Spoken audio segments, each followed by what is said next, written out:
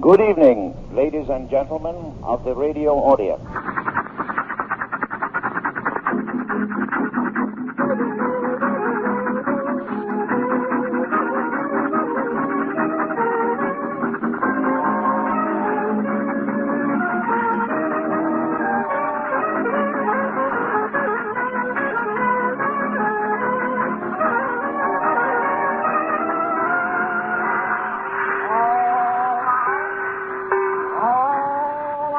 Hi, everybody.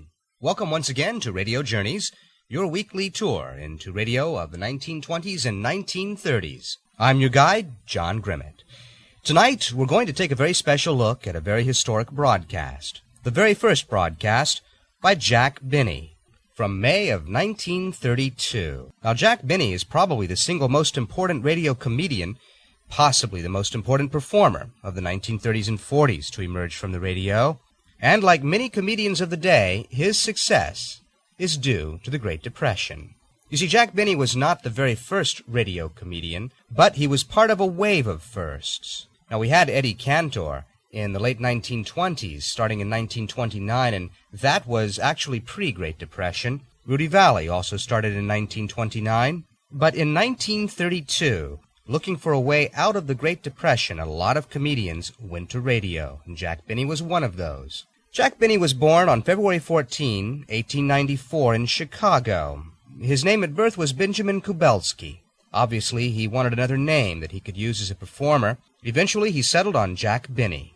Now, many of you who followed Jack Benny throughout his career will also remember that he made a lot of jokes about being able to play or not being able to play the violin. The fact is that Jack Benny's family wanted him to learn the violin and become a major virtuoso in violin. That was their dream for him. But Jack never thought he had much talent. He once said that he could have become a member of an orchestra if he'd stayed with it, but he never would have become a major classical star. But he didn't want to focus on violin, and instead he went into comedy and drama.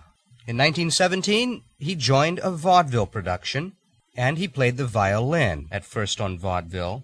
It's said that for the first 6 years on vaudeville, Jack Benny never spoke a word. He just played the violin, usually accompanied by piano, doing things like reviewing popular light classics or popular jazz and folk tunes. But then in World War I, Jack Benny became a military performer, entertaining the troops, and it was during this time in World War I that he first discovered his talent as a joke maker.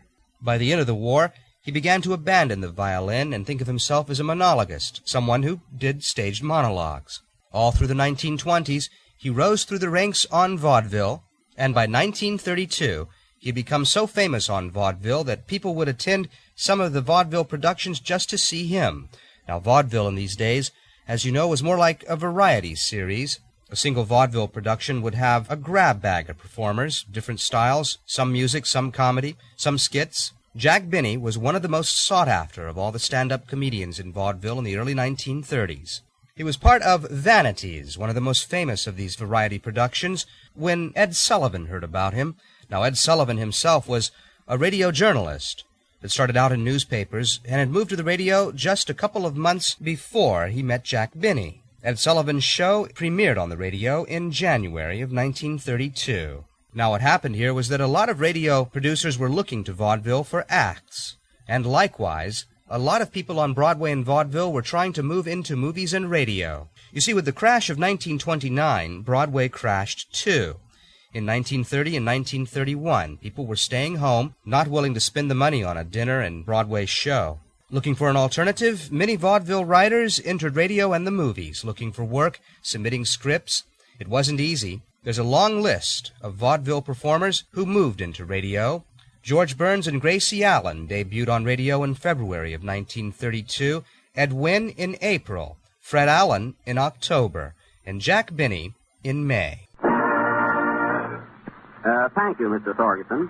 That's pretty good from a man who doesn't even know me. Ladies and gentlemen, this is Jack Benny talking, and making my first appearance on the air professionally. But Jack Benny's first big break on the radio happened in March of 1932 when Ed Sullivan picked him up and asked him to do an interview. Benny appeared on the Sullivan Show, Toast of the Town, on March 19, 1932. The show was a 15-minute nightly look at Hollywood gossip and performers. It ran about 8:30 p.m. on the East Coast. Now, during the interview, Jack Benny was given some time to do one of his monologues. And so talented and so influential was Jack Benny that even this first monologue he ever did on the radio has become something of a radio classic. Now, we don't have a recording of it today. In fact, no recording of the Ed Sullivan Show from the radio in the early 1930s survives. But here's what Jack Benny had to say. I'm here tonight as a scenario writer. There is quite a lot of money in writing scenarios for the pictures. Well, there would be if I could sell one. That seems to be my only trouble right now. But I'm going back to pictures in about 10 weeks. I'm going to be in a new film with Greta Garbo. They sent me the story last week. When the picture opens, I'm found dead in the bathroom. So he'd hoped to do a little acting as well. Wasn't easy for these folks, struggling to make some money in the early Great Depression. Now the last line there, that he would be seen in the opening of Greta Garbo's next picture lying dead in the bathroom, got a lot of laughs on the radio. His genius was spotted immediately, and NBC offered him a regular slot. Canada Dry expressed interest in being his sponsor. The first show went on to the Blue Network of NBC. WJZ was the production studio for it on May 2nd, 1932, at 9:30 p.m. The show was on the air twice a week, Mondays and Wednesdays at 9:30. It was called the Canada Dry program. Jack Benny was not headlined in the title of the show. Now, the format for this first series was not like the later ones. Benny's stand-up routines come between musical numbers by George Olson's orchestra.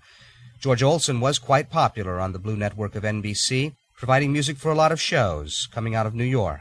George Olson fancied 1920s numbers, and his orchestra sounded very much like those that we would have heard on the radio in the late 1920s. But he was playing contemporary hits on the Canada Dry program.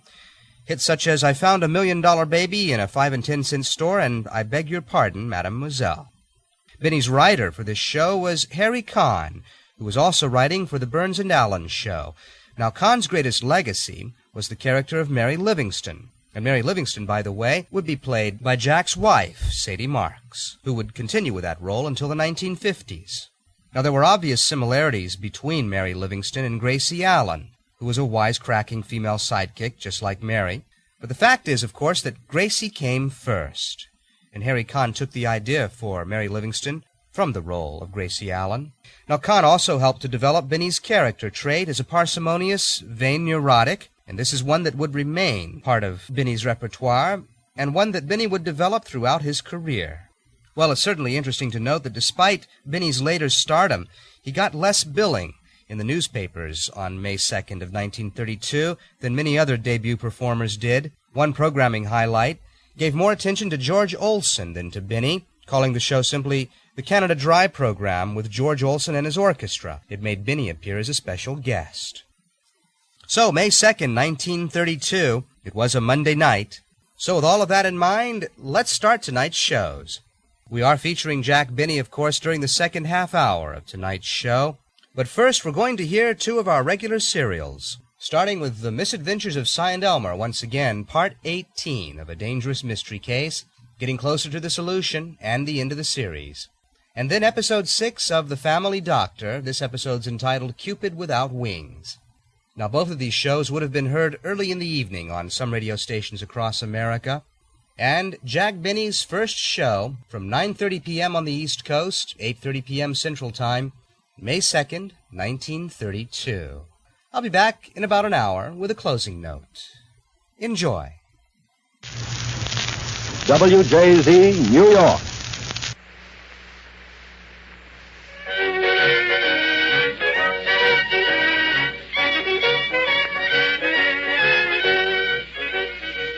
The Misadventures of Cy and Elmer.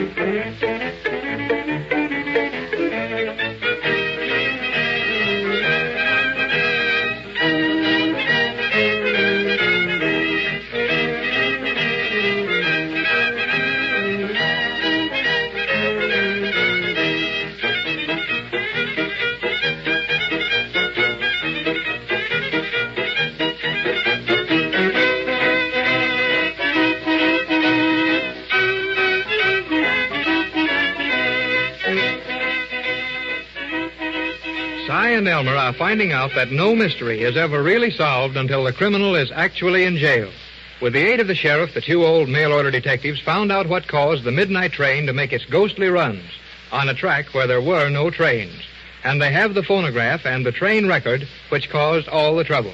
They also feel sure who the culprit is and are on their way in the dark to the ranch of a wealthy Spaniard whom they suspect. Elmer is carrying the phonograph.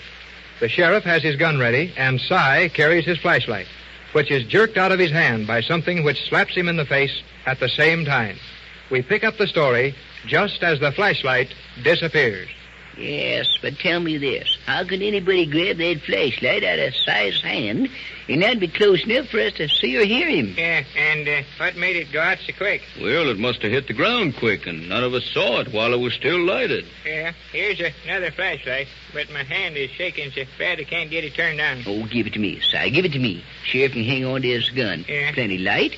Bet we find the other one right here on the ground where Cy dropped it. I told you, Elmer, I never dropped it. Well, I know you didn't, son. I'm right disappointed in Elmer as a detective, not knowing what happened to it. Well, I don't know, and I'm a detective, Well- and I was holding it, too. Sheriff didn't expect you to know, Cy, but he knows I'm smart, and I got to figure it right quick now. Elmer can't figure it, Sheriff. Tell us how it happened. Well, just think back a minute, boys. How did these men get carried up out of that cut on the sidetrack back there? You said it was this Mexican feller's lariat, Sheriff. Well, sweet sorghum and sour cider. I'm getting as dumb as Cy. Certainly ask what happened. And what has all them fellers got to do with my flashlight? Well, we're talking about the flashlight now, Si. That flashlight was taken out of your hand with a lariat. Huh? And believe me, that's some fancy rope throwing. And that was what hit me in the face? Certainly that's what hit you in the face. Yeah. That fella had to throw it 3 times, hit the flashlight. It's safe now to have this other light a burning here? Oh, I knowed it. Somebody will start a-shooting at us. No, there ain't no danger of that, Si. This man is too smart to shed any blood. Huh? But he ain't smart enough to realize that officers of the law can't be scared off the track by trick rope throwing and phonograph records that trains are running. I ain't so sure of that, Sheriff. He's done plenty for me. I'm ready to quit now. Yes, you're always quitting, but you got to keep going now, Cy. What gets me is where this fella could have been when he was throwing that rope. Yeah, up in that little box on top of the telegraph post, I reckon. Not a chance. We just left that pole and he weren't up there then. And where was he? Say, how does the sheriff know, Cy? He's been right here with us all the time, ain't he? Ain't no place around here he could hide, is he? Well, don't forget, boys, that he's an expert with a rope. Yeah. And that he lassoed those men on the track from about 40 feet. And he did it 6 times without missing once. He could probably hit that flashlight in 3 tries from the same distance. That's a long ways to toss a rope, ain't it? Yeah, it takes a good man to put a loop over a steeress half that fur away. Say, this fella must be awful good. Yeah, but who was he? I don't care if he throwed the rope a half a mile. He had to be someplace to throw it from, didn't he? Right, you are, Si. And if you take careful notice, there's a big scrub oak right to one side of us. Put the light on it, Elmer. There you are. That's plenty big to hide a man, and it's only about 25 feet away. You mean he's hiding there? Yeah, reckon he was, but I bet he ain't now. Why not? Well, he most likely run for them trees the minute he got his rope on that there flashlight. Oh, and he's hiding back in them woods now. I reckon he is, Si. He wouldn't stay behind that one lonely tree with them others only a few feet away. And I'll bet he was gone when we got another light working. And what do we do next? Say, we got to get right out and find that fella, of course. Can't I leave that stern phonograph here, Sheriff? Yeah, you can hide it back there by that big tree, Elmer. No, you don't now. We'll be on watch now. And that phonograph would be gone 2 minutes after we left it. Oh. It's going to be on our way, though. Now, let's see. Well, we got to move fast. Yeah. One of us better stay here with it while the other 2 go on. Yeah, now, that ain't so good, Sheriff. What if somebody comes running out to them trees with a gun in his hand and takes a shot at the fella that's doing the staying here? Well, what do you suppose the sheriff wants somebody to stay here for? That's what I can't figure out. Well, I'll tell you. Certainly there's liable to be trouble of some kind. You ought to know that. Yeah. And you got to stay here, so if me and the sheriff chase some desperate fellers out of them trees, well, you can catch 'em. Me? I got to stay here? Sure, Si. You're the logical one to stay here. Now, you see, the chances is you won't be bothered at all. And all you have to do is to watch that phonograph, while Elmer and I'll be sure to run into trouble in the woods.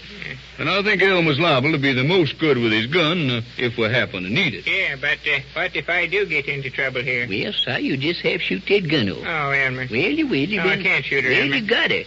You've been saying how brave you are for 40 years. Yes, sir. For the last 40 years, you've been telling me how darn brave you were. Well, I am brave, Elmer. Yes, he ain't done nothing yet but bail her and faint and cry and moan, carry on.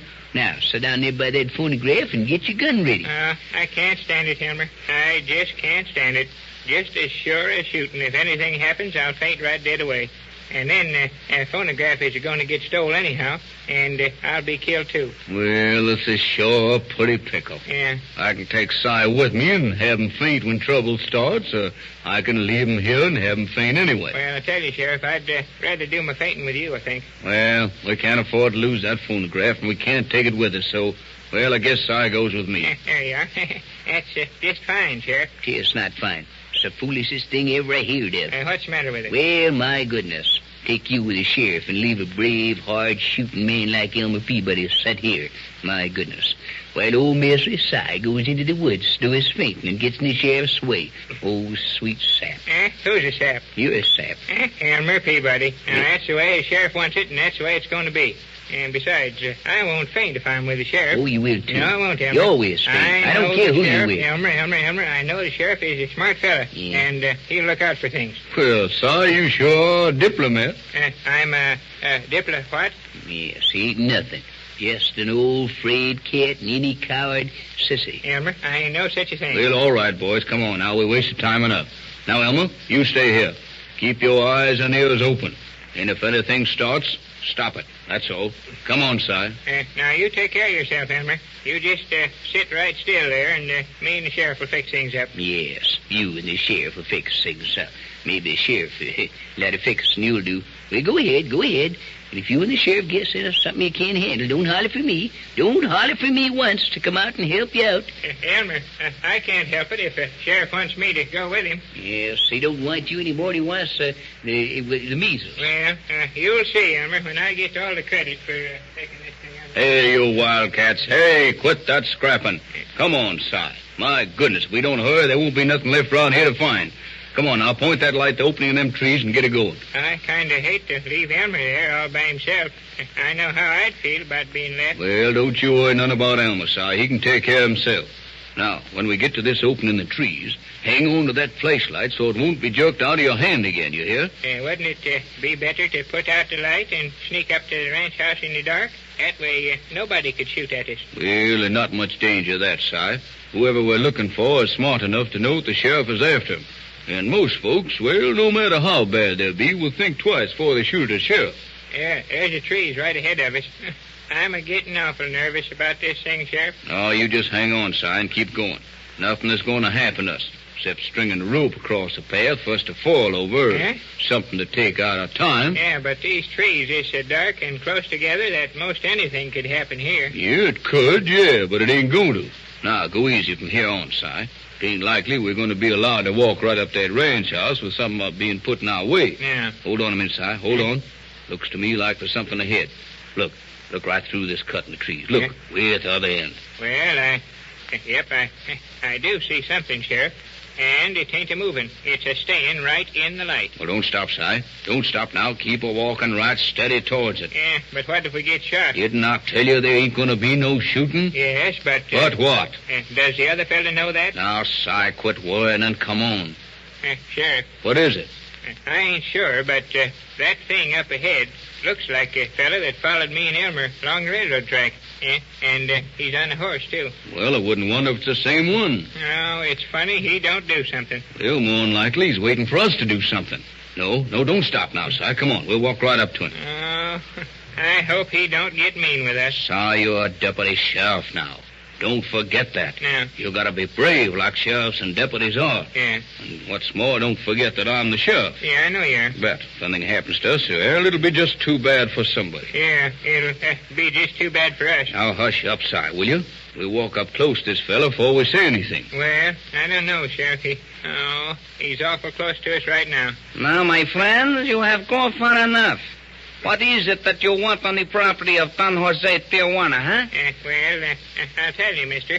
The sheriff and me wants to arrest the... Hold on there, Si. Hold on. Hey, what's the matter? Well, hombre, we was just taking a little walk. This early morning air is good for us.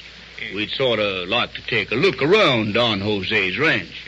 Don Jose's ranch? Why, say, this ain't that Don Jose Tijuana feller, is it, Sheriff? No, I am not the senor you speak of. But I am his lieutenant, the right-hand power, the finest caballero in all these states. It is now your great honor and privilege to be looking at the one and only Manuel Enchilada Caliente. Here is a new angle to the mystery. If Manuel is guilty, would he meet the sheriff so calmly when he has had time to get away? Your announcer will tell you when you may hear another episode of Si and Elmer over this station.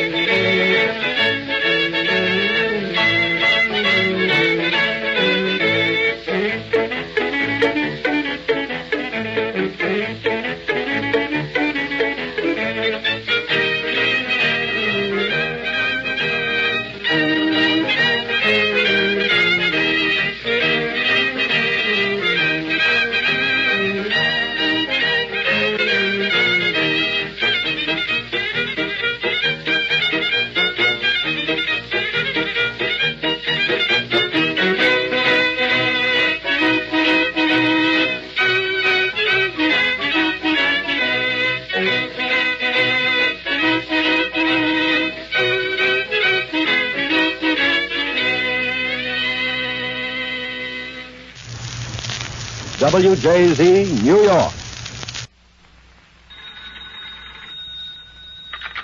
Hello there. This is the family doctor.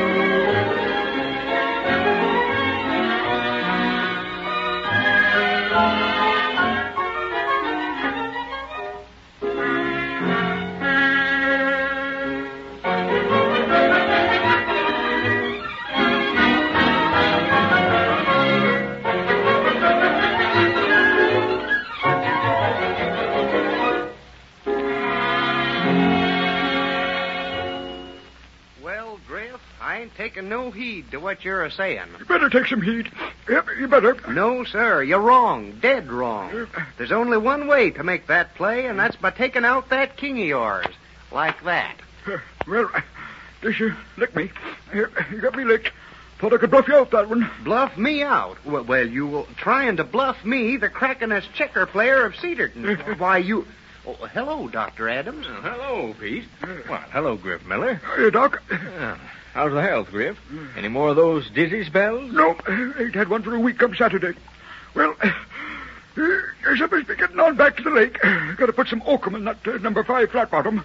Well, so long, Doc. So long, Pete. I'll get you next time. Yes, you will, you old codger. I always get a great wallop out of making Griff think he's getting away with something. He sure looks a lot better lately. Looked like he was powerful worried there for a spell. Where's Johnny? Can he take this prescription up to the Rankinses right away? Sure thing you know, Doc. I'll fix it right up. Johnny, come on out and tend the counter while I fill this. Okay. Oh, hello, Dr. Adams. Oh, hello, Johnny. You like your job by now? Like it? Gee, Doctor, it's the swellest thing that ever happened to me. Of course, I haven't lived so long, but, well, I can never thank you enough for what you did for me. Oh, well. Hello, Doctor. Well, hello, Faith. Yeah, glad to see you. How's your father? Fine, thanks. Hello, Johnny. Hello, Faith. Well, you take that bottle right up to the Rankinses, will you, Johnny? Sure, Doc. Right away. Oh, well, I'll take, I guess I'll have a double chocolate tandem with nuts. Okay. Are you going to the sociable over at the church tonight, Johnny? Don't know. I hadn't thought about it. You hadn't? Well, everybody's going to be there. You'd better come. We're going to have an awfully good time. Well, maybe I will, if I'm not too late getting out of here. Here you are, Johnny. Hello, Faith. Hello. You take this right on up, Johnny. I'll finish that double tandem for Faith. Okay, Mr. May. See you tonight, Johnny. Maybe. So long.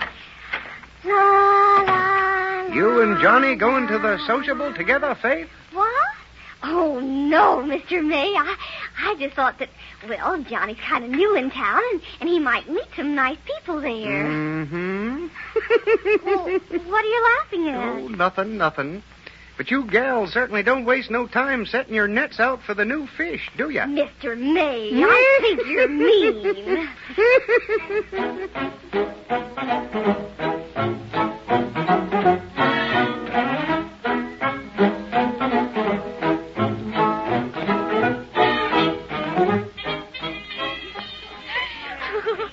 Hasn't this been fun, Johnny? Haven't you enjoyed yourself? Oh, yeah, sure. Oh, I think young people ought to enjoy each other's company while they're young, don't you? Uh-huh. Oh, because if they don't, then they soon get tired of each other when they're old. Don't you think so? Uh-huh. Oh, you don't seem very interested. Huh?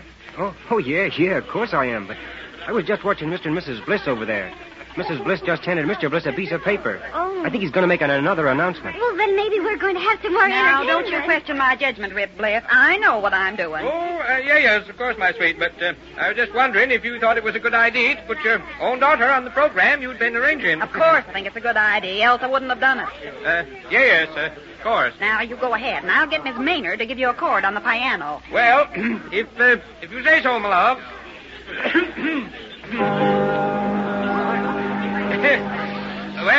Well, folks, it gives me great pleasure to now introduce to you my own daughter, Elmer Bliss, who's going to recite for you a poem she wrote herself.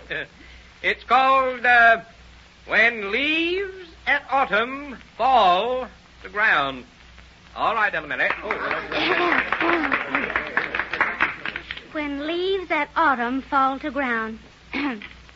When spring has passed and summer's o'er and snow is not far off, oh, then 'tis when the lovely trees their beauteous leaves do doff.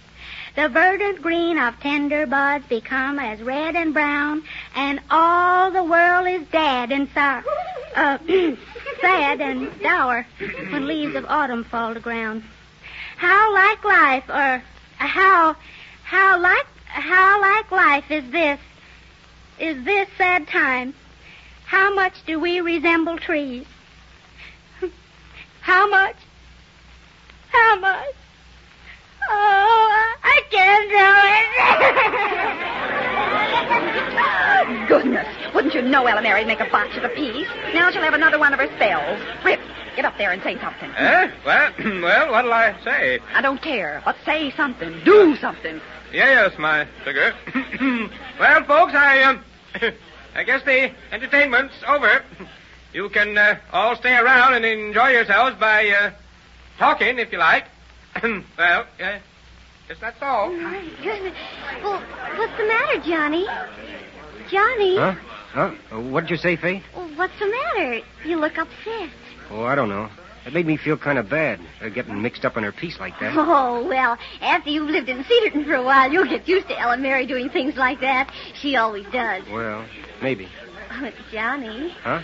Would you like to take me home? Yeah, sure. All right. Shall we go?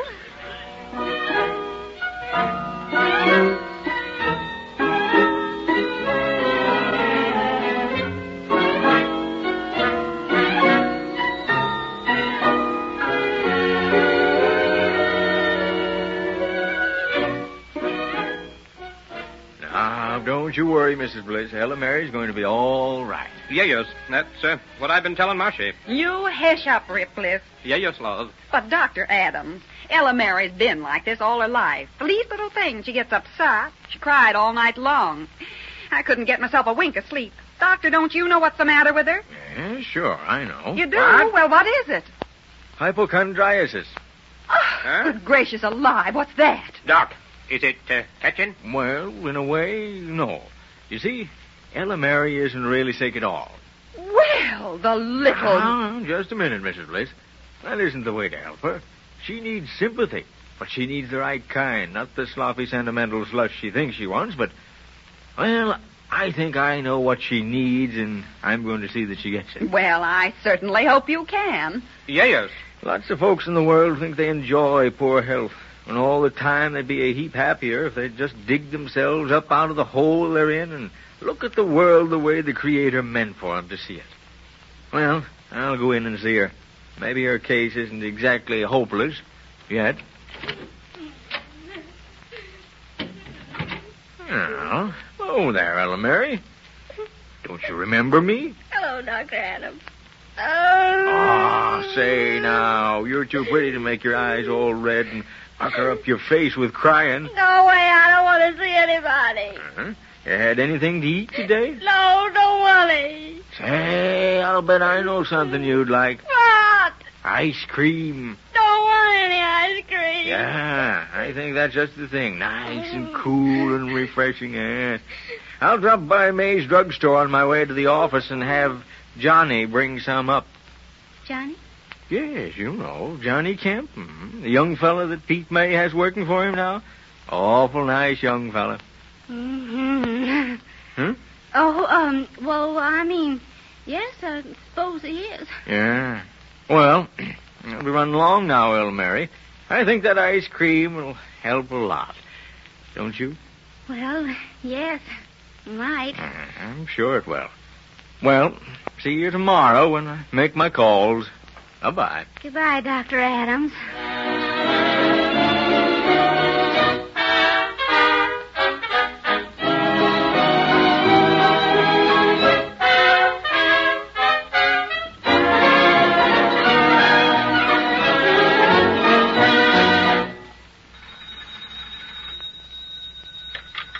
Hello, Dr. Adams speaking. Oh, hello, Lou. Now, honey, didn't you tell me this morning to stop in at Bliss's grocery and bring home a dozen eggs and a pound of butter? You ought to know that I do it without you. Huh? What's that? Oh, yeah, yes, I see. Mm-hmm. Oh, it's a dozen lemons and a pound of tea you want. Well, I did get 'em the right shape anyway, huh? All right, honey. Yes, it's all right. Yeah, goodbye. Yes, Lou. Yes, there's a patient just come in. I've got to go see who it is. It's all right, honey. I won't forget. Yeah, goodbye.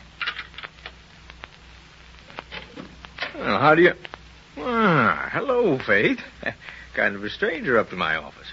Nothing wrong, I hope. Yes, there's lots wrong, and you made it. Well, now... Me? Oh, Faith Windsor, what do you mean? Dr. Adams, you're a blind old meddler, that's what. No, Faith. You should have seen that Johnny and I were in love with each other. Johnny? Johnny Kemp, and now you've gone and spoiled it all. What? Everybody in Cedarton knew he took me home from the sociable last night, except you, and then this morning you sent him up to Bliss's with a pint of ice cream, and you knew that was too much for Ella Mary to eat all by herself, and she invited Johnny to have some with her, and he was up there for 2 whole hours, and now he's going to take her to the church next Sunday. Oh, no. Dr. Adams, you've ruined the only beautiful thing that's ever happened to me in all my life, and I'm never going to forgive you. Never. Gosh to Friday. Was there ever a man lived who could be right all the time? Well, Grant Adams, I guess you just haven't got the right kind of a bow and arrow to be a Cupid.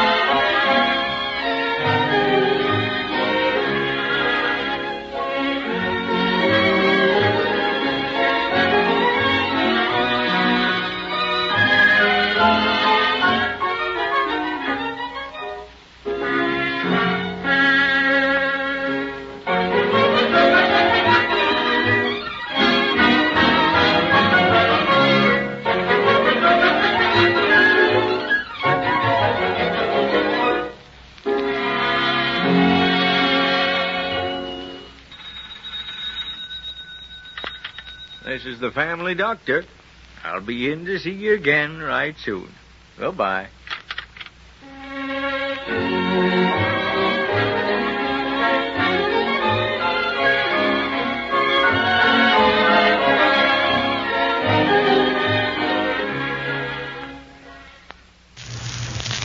WJZ, New York.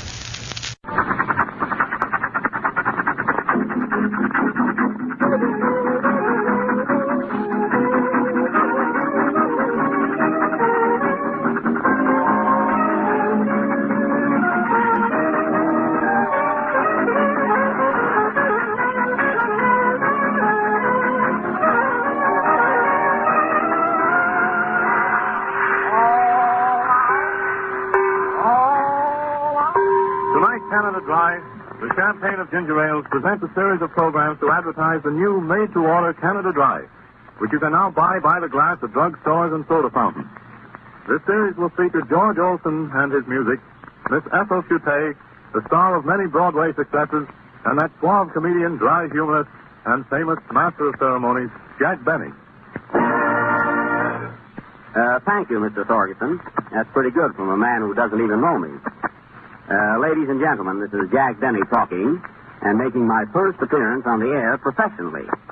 By that I mean I'm finally getting paid, which of course will be a great relief to my creditors. I really don't know why I'm here. I'm supposed to be a sort of a master of ceremonies and tell you all the things that will happen, which would happen anyway. I must introduce the different artists who could easily introduce themselves, and also talk about the Canada Dry made to order by the glass, which is a waste of time, as you know all about it. You drink it, like it, and don't want to hear about it. So, ladies and gentlemen, a master of ceremonies is really a fellow who is unemployed and gets paid for it. I think you will like the entertainment arranged for tonight, I hope. Of course, I haven't seen any of the program myself, but I've spoken to the artists individually. They seem to think it's awfully good. The first number will be a selection by George Olson and his orchestra. I think this being our first program together, it is no more than fair that I have you meet Mr. Olson personally. He's really a very charming fellow and one of the few directors who comes to and from his work on roller skates. That's perhaps the silliest thing that I'll say all night, I think. I might add that Mr. Olson is very, very handsome. I told you, George, I'd get that in. But as long as we are both on the air, of course, I won't have to worry about that. Oh, George, come here. I want you to say hello to the folks. Hello, everybody. That was George Olson, ladies and gentlemen. He rehearsed that speech all week. You know, this is really all play with George. He doesn't have to work at all. I might say that Mr. Olson is one of the wealthiest conductors in America. You know what I mean. He owns his own car. Of course, the other boys are in debt, too. George, what kind of a car have you? A Saxon. A what? A Saxon. A Saxon, huh? Well, that was my fault for bringing it up, that's all. Is it a new one, is it? Oh, yes, a very late model. I see. Well, you must have been in this country a long time now, haven't you, George? Yeah, say, by the way, Jack, what kind of a car have you? Me? I have a bicycle built for two. I mean, now, you can't go back any further than that, I think. Well, George, I think we ought to get started. What's the first number? I beg your pardon, mademoiselle. It's a French number, Jack. Do you like French numbers? Do I? Mon duck, mon duck.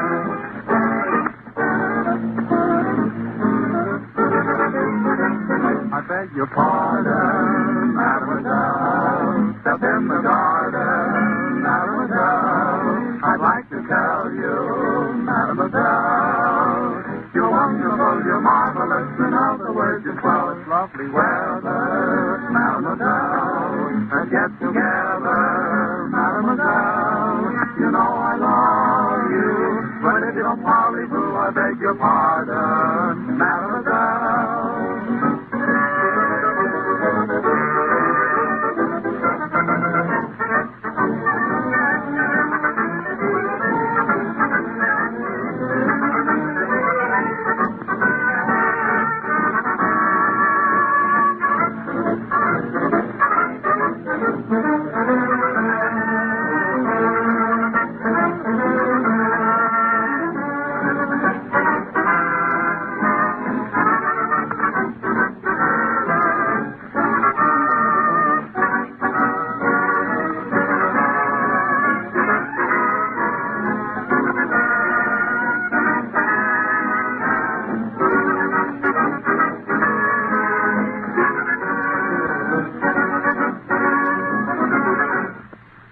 George, that was swell.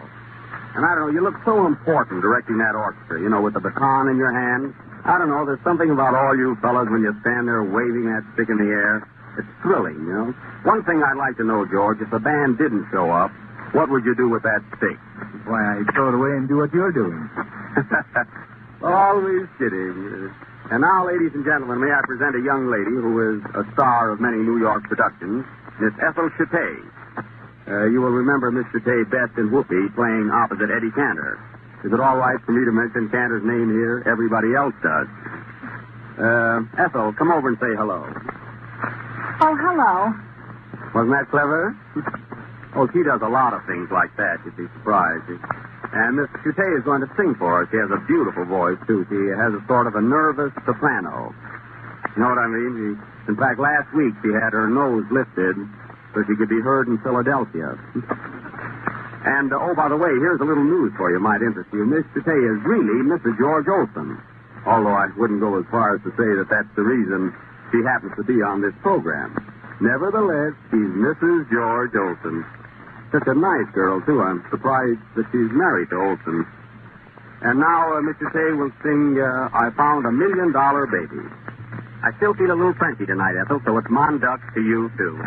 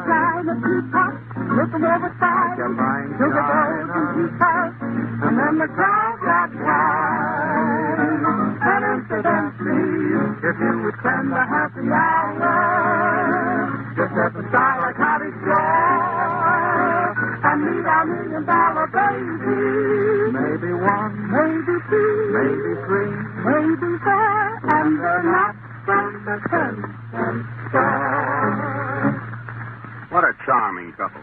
And, folks, I forgot to mention that Miss Chate was assisted by Fran Fry. Of course, I'm lucky that I remember anything tonight. You know, folks, all the time Miss Chute was singing, I kept thinking of my girl. You know, I get so sentimental. I really have a girl. She lives in Newark, New Jersey. You know, the girl I go with when I'm in Newark? She's not what you call good-looking exactly. In fact, she's quite homely, but then she can't stay in the house all the time. I imagine you folks have seen her pictures in different magazines. You know, she poses for the beauty ads entitled Before Taking. And she comes from a very fine family, although her father very often partakes of the forbidden beverage. It's all right for me to mention that, as they have no radio. In fact, her father drank everything in the United States and then went up north to drink Canada Dry. Boy, I'm glad I thought of that, Joe. You know, the one about Canada Dry? I'm really supposed to mention it occasionally. After all, I owe it to my sponsors, and they might be listening in. Seriously, though, do you realize, folks, that if you want a drink of Canada Dry, well, say just a glass, you don't have to buy it in the bottle. You can walk into any drugstore or soda fountain that has that big sign, Canada Dry, made to order, ask for a glass and get it. I know you always have it in your home in bottles, but isn't it nice to know that you don't have to wait until you get home to drink it? Gee, I thought I did that pretty well for a new salesman, eh? I suppose nobody will drink it now. And now, folks, a very stirring number called I Love a Parade with a vocal refrain by the Messrs. Fran Fry, Bobby Borger, and Bob Wright.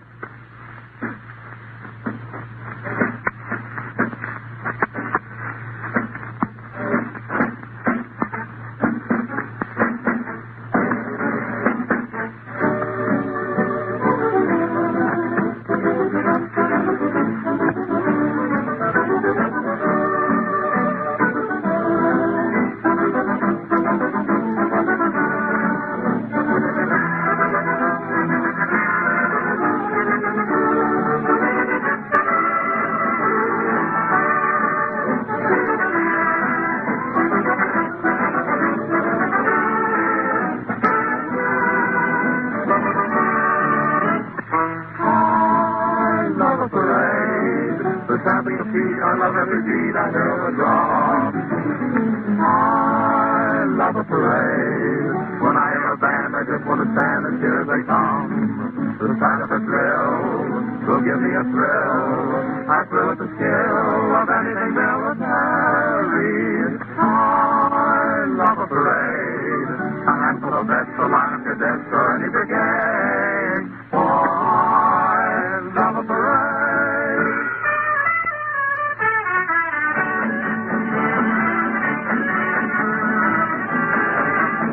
I love to see the boys in blue and hear their heavy tread. I used to love that Navy band with Sousa at its head.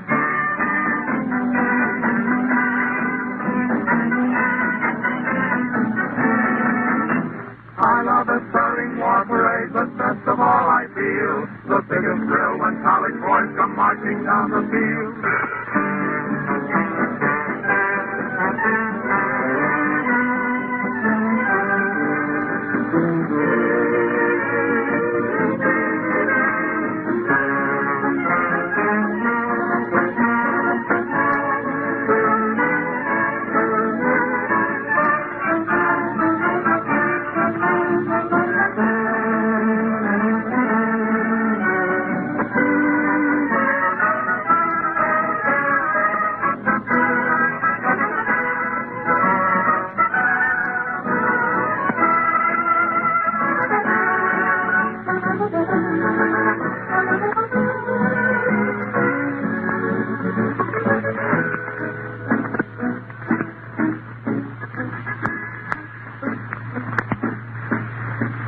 That was I Love a Parade, ladies and gentlemen. The kind of a number that grips and thrills you, gives you that great feeling of patriotism, and makes you glad that you're an American. Personally, it didn't bother me very much because I took a nap while the boys were playing it. Now, folks, in case you've forgotten, this is Jack Benny again. You know, the Canada Dry humorist. Hey, I thought that was good. The Canada Dry humorist. I made that up myself, huh? It sounds like it. That witty retort was by George Olson, ladies and gentlemen, proving again that he is still an orchestra leader. At that, George has a great sense of humor. Say, he told me a story the other day. Do you mind if I tell it, George? I'll give you credit for it, you know. It's really supposed to be true, too. It's about George's uncle, who had been ill for a long time. He had what you call labor poisoning. You know what I mean? He just couldn't stand working. So his doctor finally told him that he would have to get a lot of fresh air, do outside work, but not lift anything heavy. He told him that at no time was he to lift anything heavy. So his uncle got a job as a garbage man in Scotland. Funny, you know, I never heard that one before, but the thing that kills me is Olson telling a Scotch story. I mean, because George, you know, is no spendthrift himself. In fact, he invited me to dinner the other night, much to his own surprise, and he paid the check with a $5 bill that was in his pocket so long that Lincoln's eyes were bloodshot. That's a fact. However, he will now favor us with that very popular song hit called Paradise. After all, why should his orchestra be an exception?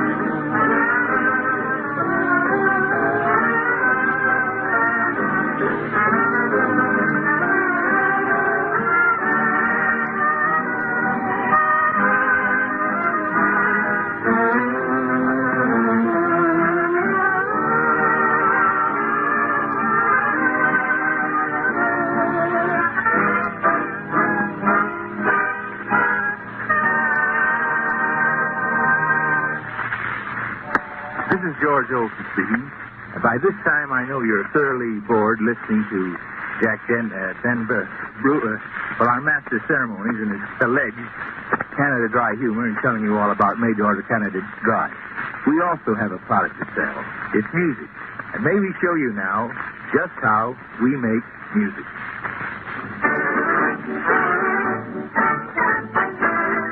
Listen, everyone, we're going to show you how we all make music.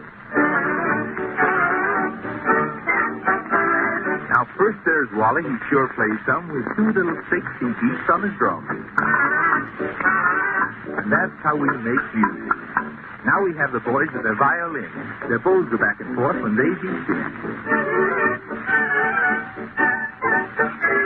And the drums. Now the trumpets play loud and shrill, but when they get going, they'll give you a thrill. And the violin and the drums. The old trombone flies up and down. When he gets hot, he goes to town. And the trumpet, the violin, and the drums. When you want to shiver, a quiver, or a groan, we call upon the boys with the saxophone. And the trombone, and the trumpet, and the violin, and the drums. Please, please, now, when you want some rhythm, where do we go? Why, it's old Bob Rice with his old banjo. and the saxophone, and the trombone, the trumpet, the violin, and the drum. Oh, the cow is now a little birdie. All right. Now, the next old fella can't be beat. You know him well. It's Piccolo Pete.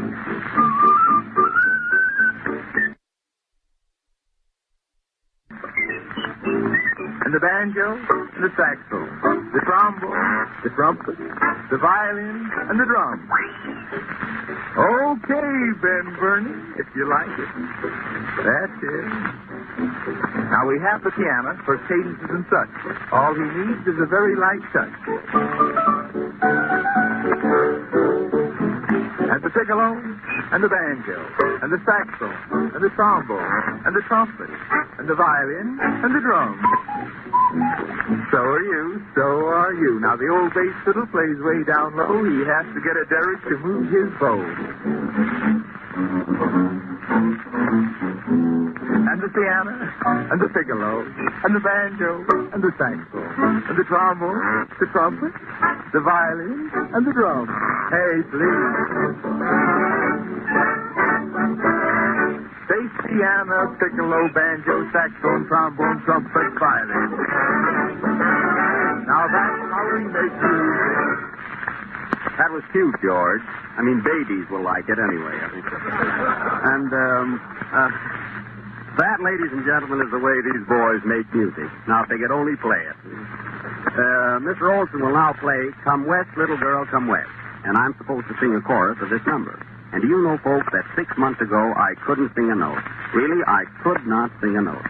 But after taking 3 glasses every day of Canada Dry made-to-order ginger ale, I still am unable to sing and can't even sign a note. So the moral of this is drink that campaign of ginger ale, Canada Dry, and don't worry about signing notes. So for want of a better soloist, Miss Chute will sing, Come West, Little Girl, Come West. I'm going east.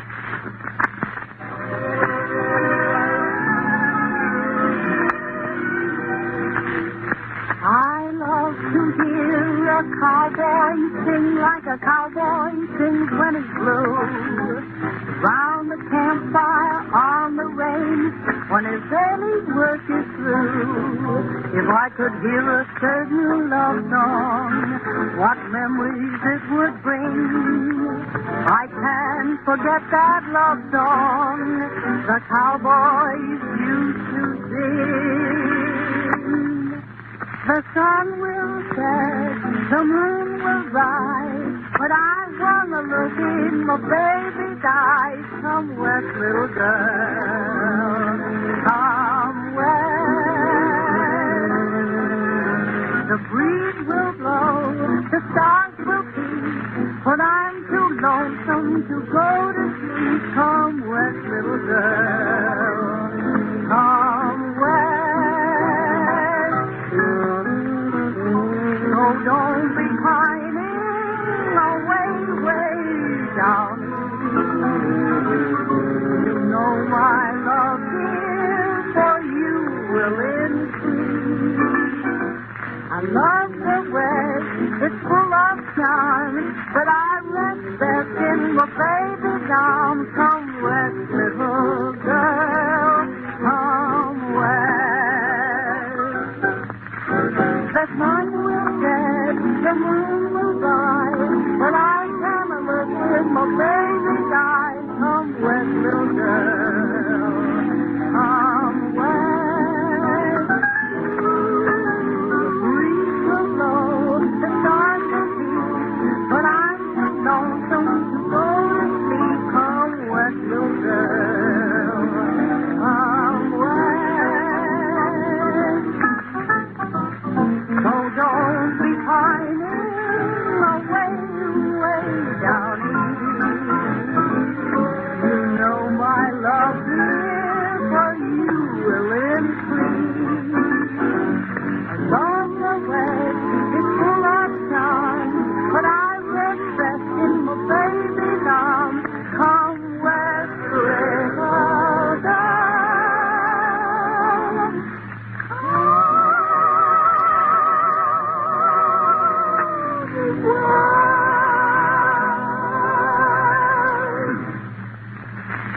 everybody. This is Kate Smith, or Jack Benny talking. You see how nervous I am? I mean, not so much because I'm broadcasting, but I think all my relatives are listening in, and I don't want them to know that I'm working. Although I have an older brother that I'm quite fond of. I mean, we get along great. We sort of share everything together. I mean, what's mine is his, and what's his is his, you know. Although this has absolutely nothing to do with Canada Dry made to order. I keep getting entirely off the subject. But don't forget, folks, that you can walk into your neighborhood drugstore, or any drugstore. I mean, after all, I don't care what drugstore you walk into. I'm just the master of ceremonies here, that's all. I mean, if I'm going to have to worry about things like that, you know, I'll have my hands full. But go into any drugstore and order a glass, mind you. Not a bottle, but a glass of made-to-order Canada Dry ginger ale, and stagger out. Isn't it funny, the things you can buy today in the drugstore? I went in for an aspirin the other day and came out with a new hat. I imagine the next number will be by George Olson. He's about to make his first appearance on this program. In fact, I'm lucky to get in here at all. This is called Drums in My Heart. And boys, try and finish this all together if you can. Please.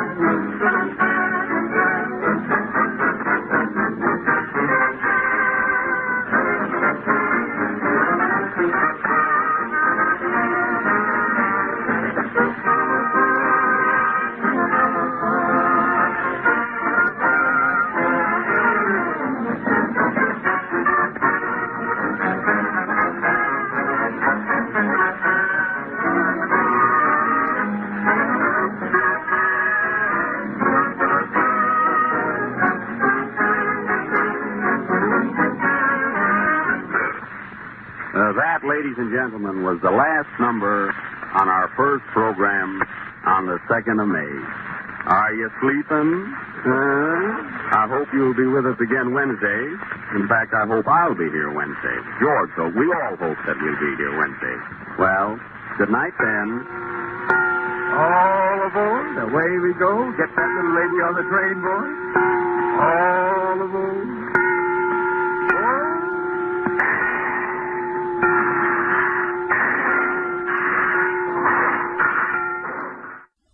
The Canada Dry program from May 2nd, 1932, Jack Benny's first professional radio appearance.